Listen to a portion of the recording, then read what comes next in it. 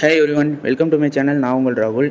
இன்றைக்கி எதை பற்றி பார்க்க போகிறோம்னா, காலங்காலமாக தமிழ் சினிமாவில் ஒர்க் அவுட் ஆகிற ஃபேமிலி சென்டிமெண்ட்டு கதையை தனுஷ் டைரக்ட் பண்ணி இப்போ ரிலீஸ் ஆகிருக்க இட்லி கடை படத்தை பற்றி பார்க்க போகிறோம். அந்த படத்தை பற்றி சொல்லணுன்னா, ஒரு கிராமத்தில் சிவனேசன்றவர் இட்லி கடை நடத்தி குடும்பத்தை காப்பாற்றிட்டு வராரு. சிவனேசன்றது ராஜகிரண். அவரோட மகனான முருகன், அதாவது தனுஷ் நல்லா கேட்ரிங் படித்து பேங்காக்கில் வேலைக்கு போகிறாரு. வேலைக்கு போய் 5 ஸ்டார் ஹோட்டலில் வேலைக்கு சேர்றாரு. வேலைக்கு சேர்ந்து 5 ஸ்டார் ஹோட்டல் ஓனராக இருக்க சத்யராஜ், அதாவது விஷ்ணுவர்தன், சத்யராஜோட கீழே வேலை பார்க்குறாரு. அவர் வேலை பார்க்குறது பிடிச்சி அடிக்கடி அவருக்கு பதவி உயர்வு அது மாதிரி எல்லாமே கிடைக்குது. அவரோட மகனான அஸ்வின், அதாவது அருண் விஜய்க்கு அது பிடிக்கல. எப்படா பழி வாங்கலான்னு யோசிக்கிறாரு. அதுக்கப்புறம் பார்த்தீங்கன்னா, அங்கே லவ் போர்ஷன்ஸ் ஆரம்பிக்குது. சத்யராஜோட மகளை தனுஷ் லவ் பண்ணுறாரு.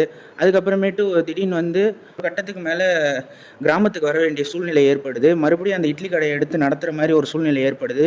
தனுஷ் வெற்றிகரமாக அந்த இட்லி கடையை நடத்தினாரா, எதுக்காக அவர் கிராமத்துக்கு வந்தார், அருண் விஜய்க்கும் தனுஷுக்கும் எப்படி சண்டை கிளாஸ் ஆச்சு, அதில் யார் ஜெயிச்சா அப்படின்றத இந்த படமாக காமிச்சிருக்காங்க.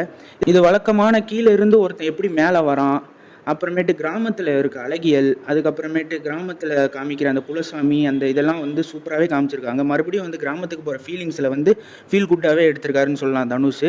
அதுக்கப்புறமேட்டு சப்போர்ட்டிங் கேரக்டர்ஸில் வர ஆர்டிஸ்ட், அதாவது பார்த்திபன், அப்புறம் சத்யராஜ், அதுக்கப்புறமேட்டு சமுத்திரகனி, எல்லாருமே அவங்கவுங்க கொடுத்த ரோலை நீட்டாக பண்ணியிருக்காங்க. ஹீரோயின்ஸான ஷாலினி பாண்டேவாக இருக்கட்டும், அதுக்கப்புறமேட்டு நித்யா மேனனாக இருக்கட்டும், அவங்களுக்கு கொடுத்த ரோலை நீட்டாக பண்ணியிருக்காங்க.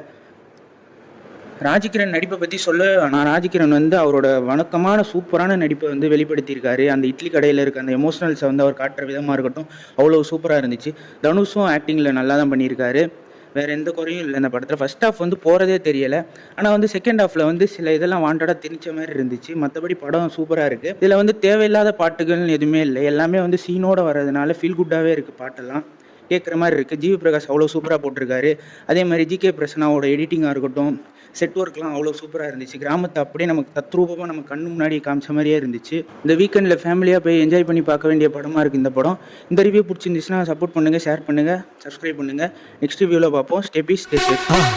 மறக்காமல் சர்ப்ரைஸ் பண்ணுங்கள். தேங்க்யூ.